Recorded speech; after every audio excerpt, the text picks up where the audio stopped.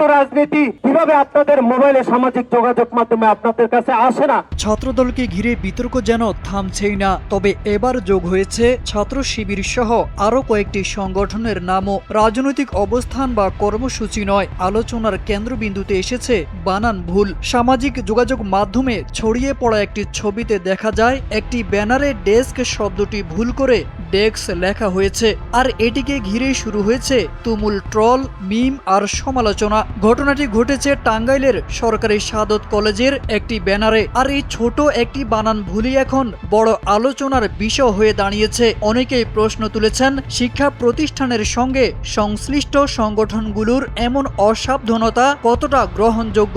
এর আগে গুপ্ত শব্দের বানান ভুল নিয়েও ছাত্রদলকে ঘিরে ব্যাপক বিতর্ক তৈরি হয়েছিল।